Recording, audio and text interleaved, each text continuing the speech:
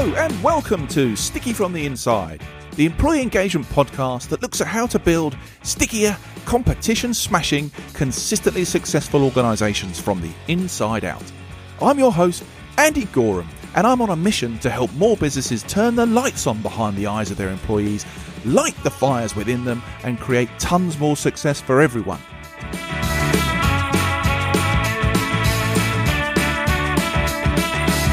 This podcast is for all those who believe that's something worth going after and would like a little help and guidance in achieving that.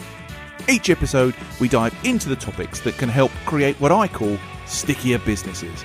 The sort of businesses where people thrive and love to work, and where more customers stay with you and recommend you to others because they love what you do and why you do it. So, if you want to take the tricky out of being sticky, listen on. Okay then, retention of key talent continues to be a hot topic. The focus on retaining your best people rather than relying on a seemingly endless cycle of recruitment is perhaps more acute than it has ever been. That's not to say that it hasn't always been important, because I think it has. It's just that retention planning certainly feels more of a conscious first thought today. And for this episode, I want us to be even more focused on a specific area. I want to look at the topic of retaining more women in senior leadership roles. We've recently had International Women's Day, and around that time I read the latest Women in the Workplace article by McKinsey, which said that women leaders were switching jobs at the highest rates ever, far more than men, and that ambitious younger women were now prepared to do the same. They used the phrase "the great breakup" to describe it. Now, the report went on to highlight that this could be absolutely disastrous for some companies. Women are already significantly underrepresented in senior leadership roles, and now businesses are losing more of them. Why is that? What is happening? What can and should organizations be doing about that? And what can and should women themselves be doing about that? Amongst some of the reasons that the article flagged were that it was increasingly important for women leaders to work for companies that prioritize flexibility, employee well-being, and diversity, equity, and inclusion, all of which have been topics we've covered in some detail on this podcast already.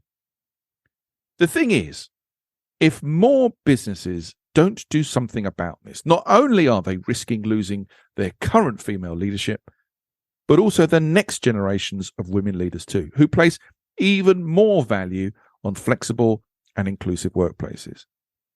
They are watching senior female leaders jump ship to companies that deliver on these things and are prepared to do the same to get where they want to be. So what can we do to keep more of them, and what tactics are the successful female leaders taking in order to take those positions?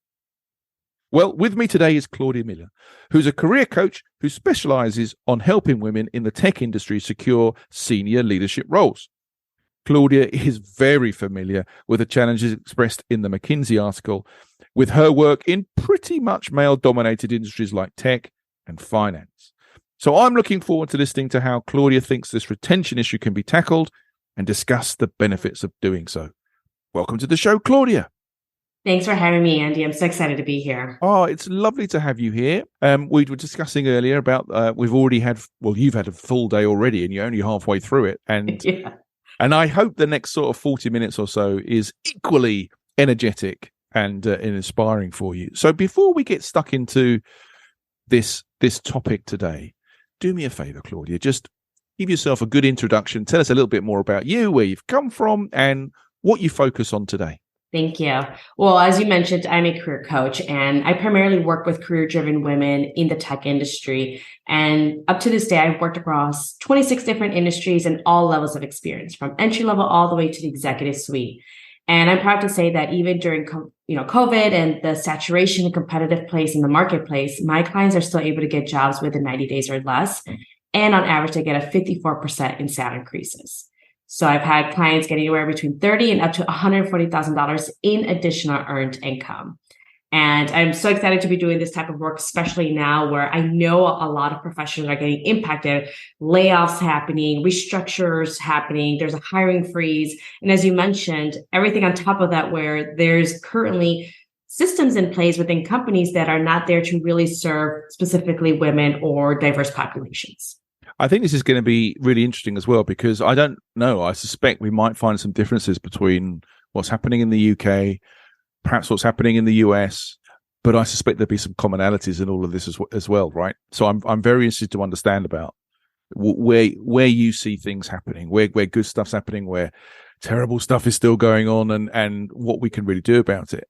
If I take you back to the introduction that I put together at the start of the show, Claudia, this issue then of retaining senior female leaders and retaining more senior female leaders, did the overview sound familiar to you? Is that a landscape that kind of frightens you, bores you, upsets you? Are you familiar with that?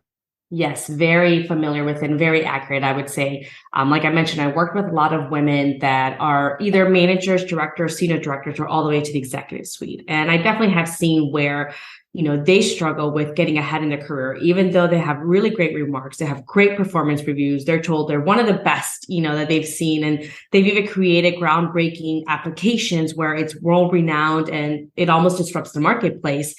Yet they don't get promoted and they're not getting paid equal pay. So I can definitely see why women are getting frustrated, why they're leaving the industry, or why some of them are just going and starting their own businesses, or just taking a break or going back to school, just because right now what they're really, getting impacted with everything is just becoming almost like hitting a wall. And it's really hard to break that wall. And that's why, my clients hire me to really help them, not only with helping them brand themselves, sell themselves, but how do we find the right organizations that would actually set them up for success versus a company that's going to stagnate them and just keep them in that specific, position while being underpaid. And is that what you see your kind of mission in life is? This problem you're trying to solve is to primarily get more women in better senior leadership roles, well remunerated, happy, comfortable, absolutely killing it. I mean, is that what you're on earth to do? Yeah, so I'm looking to approach both sides. So not only empowering my clients to say, here's how we advocate for ourselves. This is how you run and ask for that salary increase. Here's how you go after that executive position. But I'm also working with companies to say, how can we create a leadership talent pipeline to be able to retain and attract more women and be able to move them to senior leadership roles? And what are the processes in place and KPIs that we put in order to be able to attract and retain them as well? Since we've seen that there are a lot of benefits of moving more women into senior leadership roles, besides being also the right and ethical thing to do.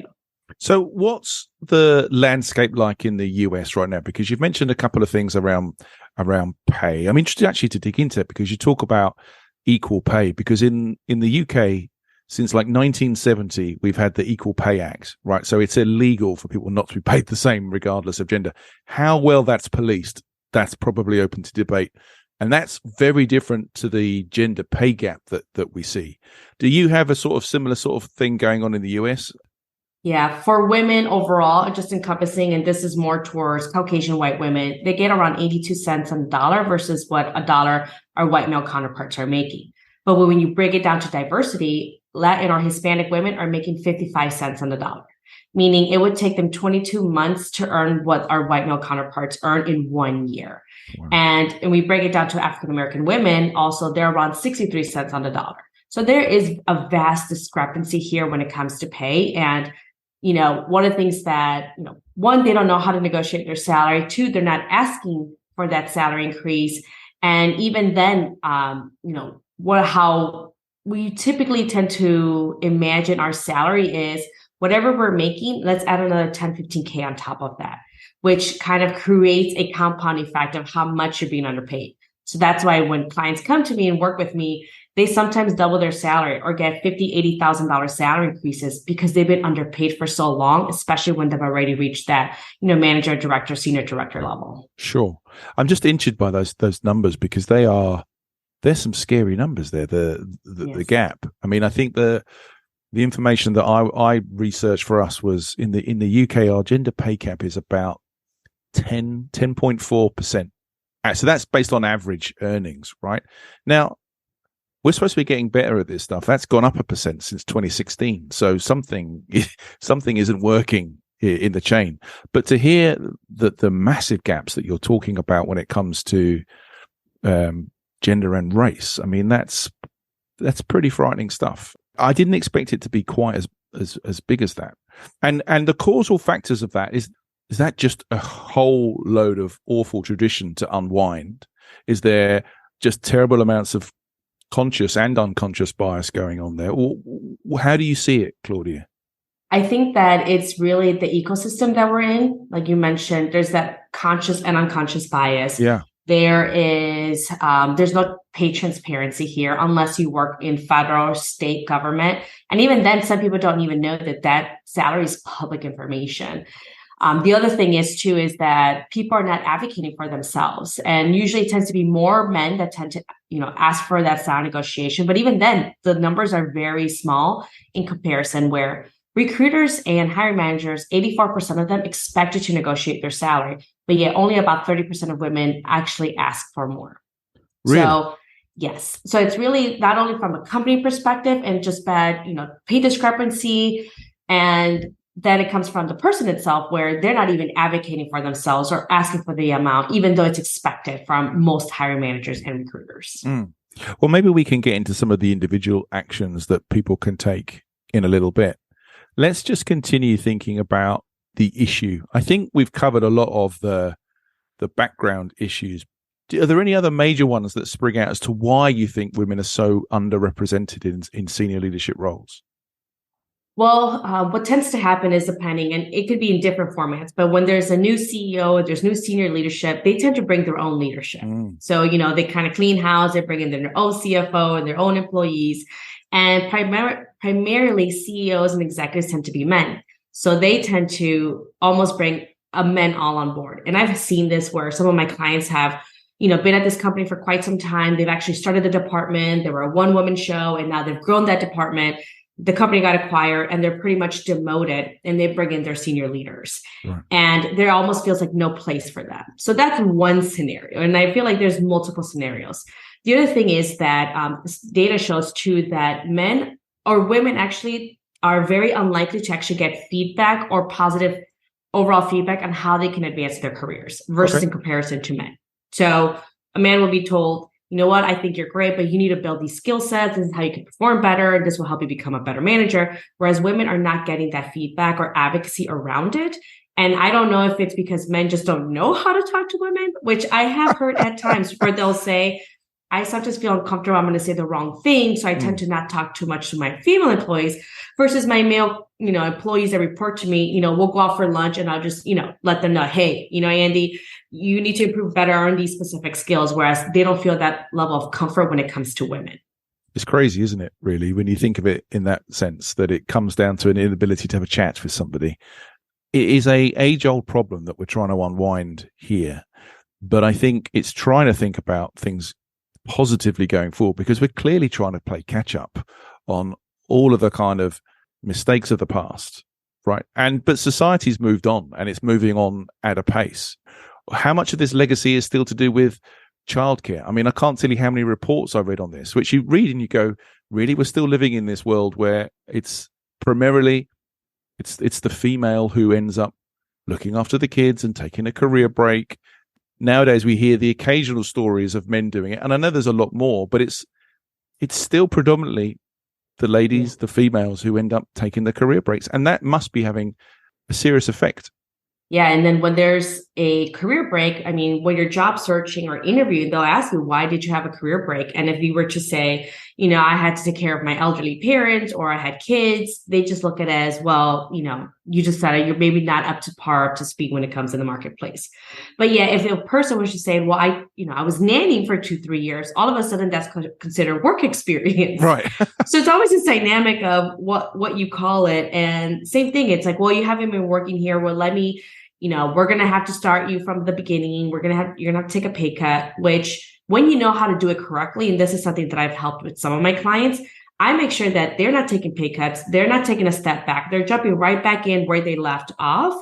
And it just talks about like how you brand yourself, how you answer some of these questions, storytelling around it, because I can argue both sides. And it's just more of like, well, what does my client need in order to be successful? What's typically the most common issues that your clients are facing, Claudia? What's the kind of number one thing that is getting in the way? Confidence. Right. It's confidence, and not just for personal reasons. It's more of like from what the company has done to them at this point. And here's a really great scenario. One of my clients, now she's like around in her 50s, and she's been working now for this company for over 15 years at this point. And she has over 20 plus years of experience. She is, I think, like a manager of applications, and she ended up creating this application for her company, which now ends up being like got world renowned, it's got recognition, it's solved so many issues that other competitors are having. So you would think, wow, she did something great. She gets great remarks. She's been loyal to the company and been there. And, once she was ready, she mentioned, hey, I want to become director. They told her, well, you don't have experience. So why don't you do the job without the pay and the title? And once you gain that experience, we'll give it to you. Well, fast forward 3 years happened. And now she's finally gotten the title and the raise. And even after she received the raise, she still realized that she's getting paid $50,000 less than her direct reports after she received the raise. Even though they have less years of experience, they haven't been at the company that long. She trained them, but yet again, this happened to her. So over and over again, once you feel like you passed up for promotion, you're told, you have to do this, but yet your colleague or counterpart gets promoted and you've trained them. And you can't understand why when you have great remarks over and over again, they start internalizing them, saying, maybe I'm not good enough. Maybe I'm not as great as I think I am. If I can't even make it here, how is another company going to treat me? It almost becomes this toxic. I almost think of it almost, if you were to have an abusive domestic partner, also happens with companies where some of them do have that trauma and have very low confidence. And there's sometimes they even say like, well, maybe I shouldn't even bother being a manager or director anymore. It seems like everything I do is just not going to be enough. And it's not like they're underperforming. They're doing really great work. They just keep passing over and over and over again. And eventually it would start impacting you and your self-esteem. Yeah, I can only imagine that. That's awful. I guess it's very easy to slip into a conversation where we just moan about a load of stuff that's happening to people. And there's a lot of history that we're trying to unravel and put right. But if we were to look forward here and consider the things that we can do to address some of these issues. I mean, we started to talk about addressing bias. That can come in the form of many things, but even just widening the search for senior roles, widen the spec, widen the search for the people that come into it. I mean, again, with the work you're doing with clients, is that something that you see happening more? Are there becoming more opportunities, or is it still closed shop? I would say that some companies are trying, while others are trying to pretend that they're trying. Right. So there's definitely that difference happening. And I mean, I would say some organizations, some companies are doing a great job. Well, they're trying to do better. They actually have, audits and assessments to understand what is their pay discrepancy within the company in itself. They're looking to build that leadership talent pipeline. They're understanding that there also are benefits to having more women in senior leadership. And according to the data, that when we do have more women, and it needs to be at least 30% at the executive and board level, but when we have at least 30% of women in those leadership roles, there is around a 10 to 20% increase in profitability. Also, having more women de-risks the financial firm's performance and increases innovations and plans within organizations. So not only are you doing a really great thing to do, it should be the right thing, it's ethical, but also it improves business performance and metrics, and it actually creates innovation around it when you have women in those leadership roles. And I'm guessing if you dig into those a bit, that must come from bringing more diversity to thought process and perspective in the workplace, in the market, to customers. We talked about maybe a different perspective on innovation. I think also nowadays, and this is one of those situations where I could say something that's going to come out wrong and I'll put my foot in it, and I really don't mean to. But, I think today empathy is a hugely important leadership trait. Something perhaps in the past has been shunned or shown to be a bit weak or a bit soft. But I think with the changing generation attitude or what have you, I think empathy is really, really important. Now, traditionally, women are believed to show more empathy or have more of it than men. So there's clearly a bit in terms of right fitting the leadership for today's workforce where, having more empathy will be really, really important, right? But I also think there's a piece here around role modeling, because if we don't have amazing women in senior leadership roles, where are the next ones going to come from? I find it quite frustrating because in my career, I've worked with some amazing female leaders. I mean, I still get goosebumps thinking about some of the things that I did with them and work that they achieved and the way they spoke and motivated and inspired businesses. And I guess I'm just a bit lucky that that's what I've been exposed to, right? But that clearly isn't the same for everybody. Have you got any amazing female leaders that you've worked with or that you are working with, the clients with, and what are they up to and how are they trying to sort of break the mold? Yeah, they're definitely looking to move more into their executive leadership position. So maybe they are a senior director and they want to break into that, C-suite position. They are also trying to advocate. They're joining organizations. They're also trying to mentor women to see, like, how can we continue moving them up? How can I advocate for them? How can I be a sponsor for them as well within the organization and continue to really start expanding on that achievement that they have done? Because one of the things that I've seen from my other clients that may be a little bit younger, where maybe they're first-time managers or they're about to start their first-time director roles, when they're looking at what company they want to work for, they specifically look at the leadership. And if there's no diversity in that leadership board, they just don't even consider that company at all. Especially when they say, oh, we're all about diversity, yet their whole entire C-suite is made up of, white men. So those are the things that people are starting to look at. And like I mentioned, I work with very ambitious, driven women. So they're very well accomplished and they're top talent. And I think that there's also going to be that increase in movement, and especially around this new generation where they're not just listening to what you're saying, they're paying attention and they're saying actions speak louder than words. And they're looking at how the leadership board is made. And those companies that are embracing and are looking to move and have that diversity within their company, not only is it going to increase profitability, innovation, there's going to de-risk them and they're going to create more pay-ins, but now all of a sudden they're going to start attracting these top talent that will be able to dominate in the industry where they're in versus companies that are just not even up to par. Once they do want to get up to that level, they might be fell behind or they might just even close shop before they even get to that point. I think that's really interesting, and especially where you work, right? So you predominantly you have a lot of tech and finance exposure. I know you've worked in lots of other industries.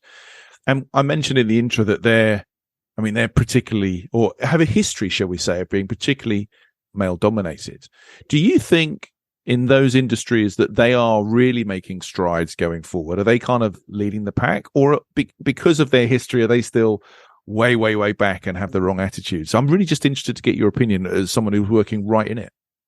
Yeah, I would definitely say that they're still behind. Right. I think that there's so many things. And one of the things that I find most interesting is that, kind of to the point that I mentioned earlier, that some men that are managers or manager positions are comfortable having conversations with the direct reports that are women. And when you look at the data, managers don't receive management training up until their fourth year in management. So it's a lot of things. Not only is it systemic where, the job postings, when you look at it, some of them tend to be very male dominated versus being gender neutral. And it really does make an impact because studies show that when you have a very male dominated job description, it almost detracts from women applying. But when you have a gender neutral job posting, both men and women apply. So it still doesn't deteriorate men from applying. So why don't we go just the gender neutral path when it comes to this? And then talking about, actually having KPIs related to some of these performance metrics that we should be looking at. We should be auditing where are we at? Do we have a 30% female population, but is it at the entry level or is it the leadership level? Because that is going to make a big difference in profitability and all the other benefits that I mentioned above.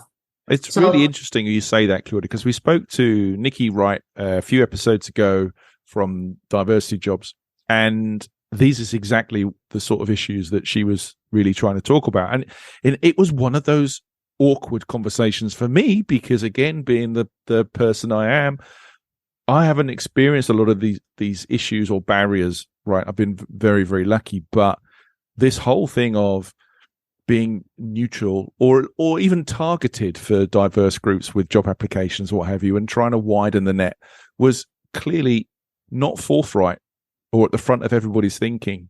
But guys like Nikki, things like you're talking about, we're trying to move these things forward, but it's still lagging behind, or for some reason it feels awkward or the wrong thing to do. But this is exactly the right thing to do. We need a load more diversity to get a wider perspective, because that can only help performance going forwards. It seems like a no-brainer, and yet we seem to be stumbling over actually making it work.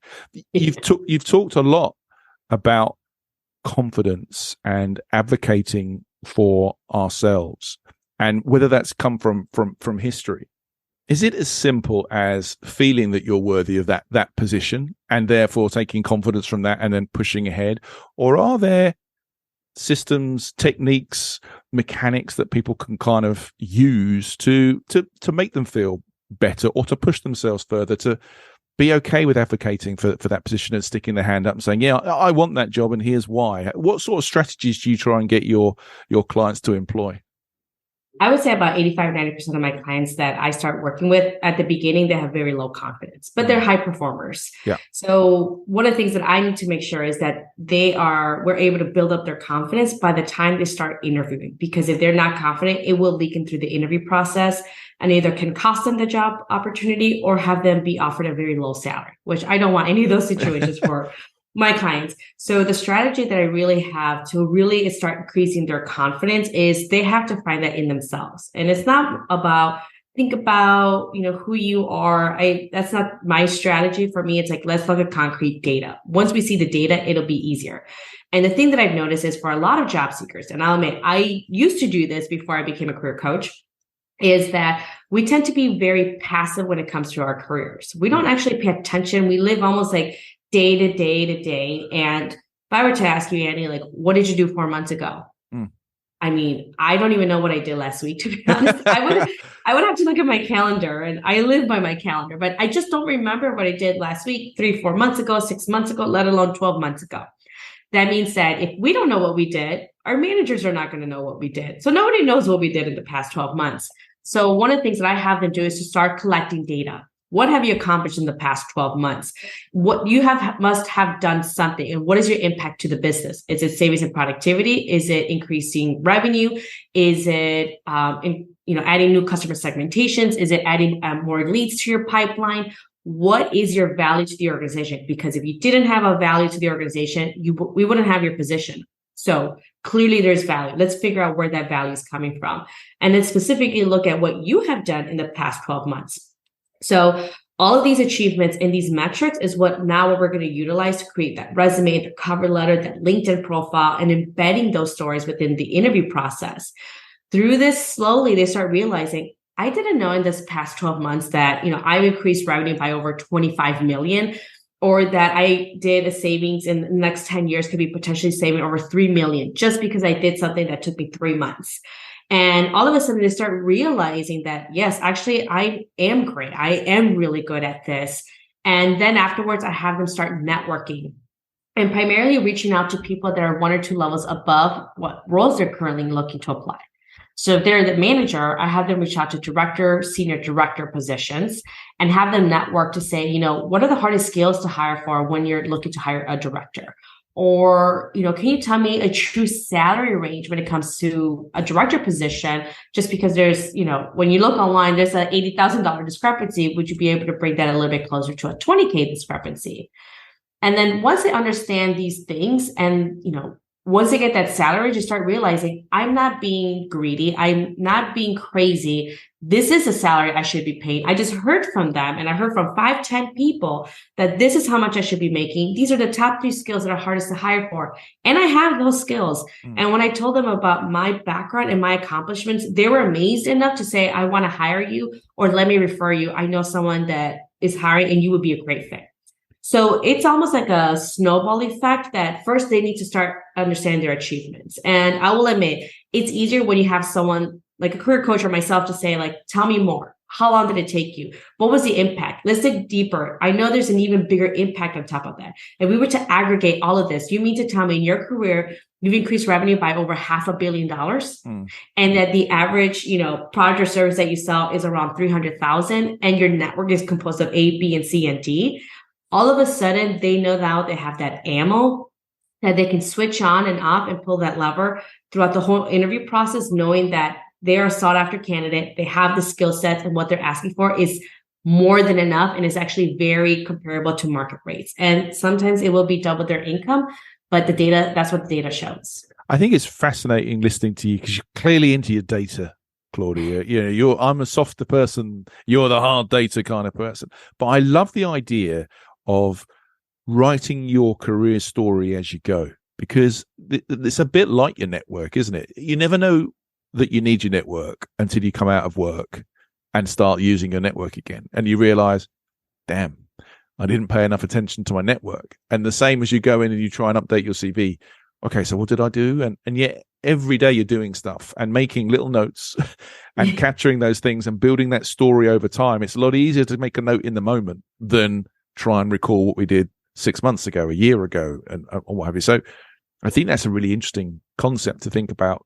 As you're in your career, what better time to keep that journal or write that story about the accomplishments? But it just feels awkward for some of us, doesn't it? It's like, well, that's a bit braggadocious. That I'm not gonna make a big deal of it. But this is what we need to do. We need to put this stuff out there. We need to be more confident about our achievements and what we bring. But it's fascinating the amount of hard data you're talking about really digging into. We think nothing of using research to kind of firm up our decision making.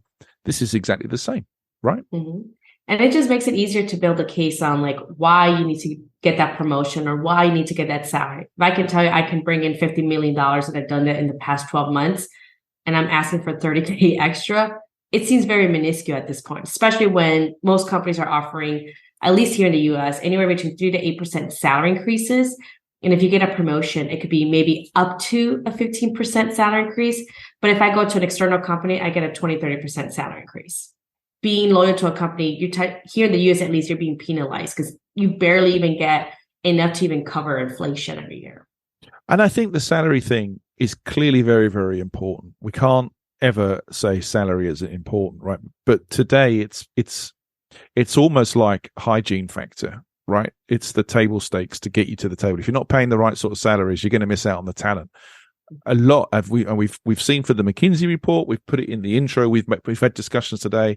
There's a big cultural piece within all of this as well, right? Whether it's about expanding diversity or whatever it might be. But what are you seeing happening, or are you seeing anything happening since the last sort of like 3 years, where we've seen obviously a big social change on the back of COVID and everything else? Are you genuinely seeing more cultural awareness and growth in the businesses that you deal with? Or do you think people are going back to where they were before, and this kind of human at work piece has kind of been a lovely flash in the pan, but actually, let's get back to the way it was? What's it like over in the US at the moment, Claudia? What I've seen is that the companies that had a true intention of doing better are doing better overall. Yeah. Where, they might have already started the work from home for some people. And maybe after COVID, they went full blown, everyone works from home, whoever that could still do the job from home. And if you want to come in the office, but it's not mandatory and you can relocate. And they're doing really great work. And that's who they've been attracting really top talent. Now, the companies that pretended to do well, they'll say, well, because of the Great Resignation, and they were almost bashing some of the companies that were forcing their employees to work from home, work in the office in itself, they were saying, well, we're doing work from home now. And, we thought about it long and hard, and it's best for everyone. Well, now this is when employees had leverage. Now, right now, companies have leverage. And what those companies are doing now is saying, actually, we want you to come into the office. I know we said we're going to make everyone work from home, but we're not doing that anymore. And if you moved, then you either move back or you're going to have to find a job elsewhere. But that's because right now they're the ones holding the upper hand at this point, just how like the market is doing at the moment. that's because they didn't have a true intention. They just didn't want to be blacklisted as a company that made them, go back into the office. Whereas now some job seekers are saying, I don't care if I go back into the office. I just need a job because there's a lot of layoffs happening, and they know that they can still get people to come in. And usually those companies, I tend to say, like, they tend to be very toxic, because if you can do the job remotely and they have you come into the office, it's either because they're trying to micromanage you or something is happening along those lines. But to me, that's not a great management infrastructure overall. So you can see now, like, who the intention is. Also, those organizations are the same ones that were saying, like, we just hired our, chief diversity officer and we're looking to do better. And yet layoffs, at least a big portion of it, have been personnel that were in DEI roles, who tends to be, diverse employees. So as you can see, pay attention to the actions and not what they say, because those can be very different from each other. Oh, there's massive say-do gaps everywhere, Claudia. There's no question about it. I think it's just interesting to understand how that's playing out with the talent that's out there. When we look at the report and we look at the other findings and research out there about how much credence people put into flexibility and inclusion. And we talked about both at different points today. But it just stands to reason, for me at least, or in my head, that if you say one thing but do another, you're going to get undermined. The real talent's going to see through that and go elsewhere. And I get the sense, and again, I'm very interested to hear from your perspective, that actually not just the people coming through, the younger people coming through, but more established employees are taking a much harder, firmer look at the companies they're going to work for and what they stand for, who they stand with, what the leadership, you've mentioned the leadership before, where a company's going. Am I just wishing for that to happen, or is there good guys out there that, and can you flag any up that you think are really making a difference? Well, I would say that, for example, Accenture, they're looking to hire a lot more women, they're really actively looking for that leadership pipeline to how can we move more women to senior leadership roles.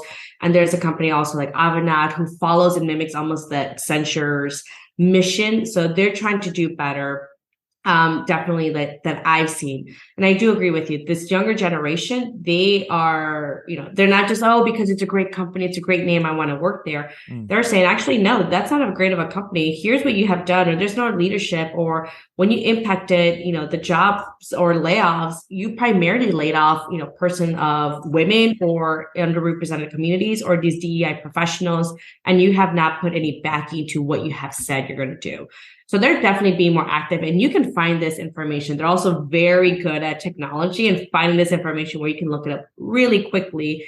So they're definitely doing that, and have a different understanding of like what it is to work. They're not the let's hustle and bustle, let's work really hard, I'm going to be the first one in, last one out, and that's how I'm going to get promoted, because honestly, that's not who gets promoted. And the person that says yes all the time also is not the person that gets promoted. It's the person that brings more value to the organization and or is very well liked, to be honest.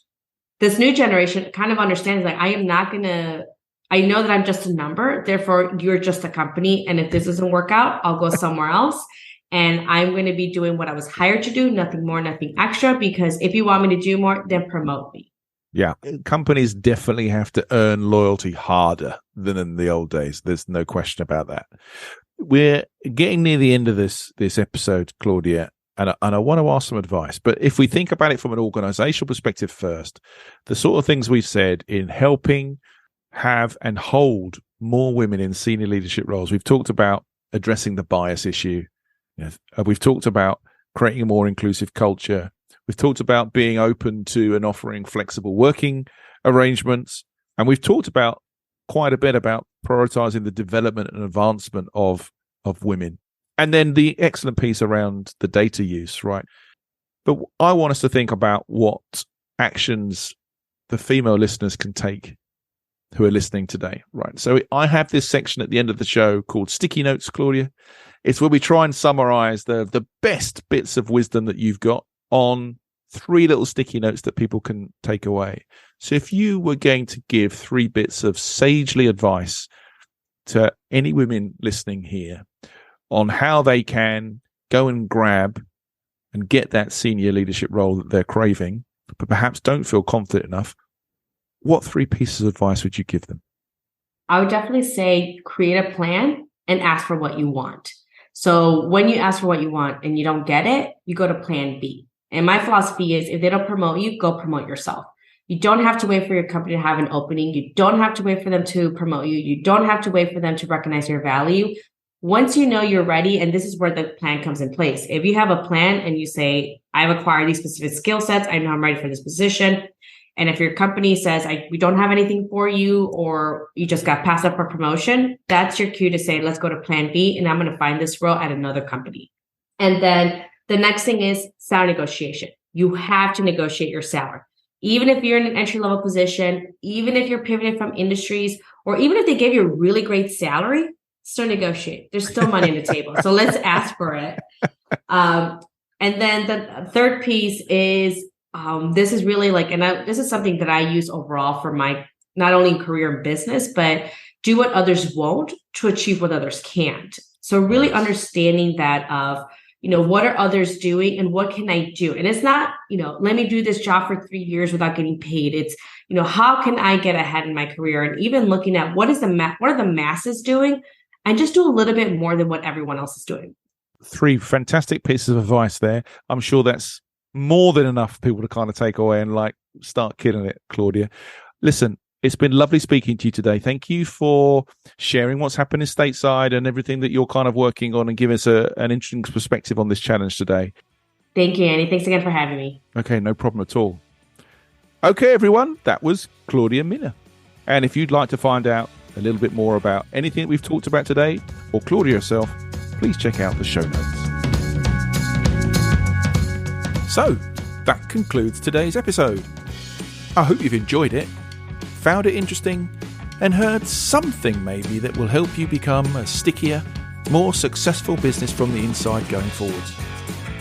If you have, please like, comment, and subscribe. It really helps. I'm Andy Goram, and you've been listening to the Sticky from the Inside podcast. Until next time, thanks for listening.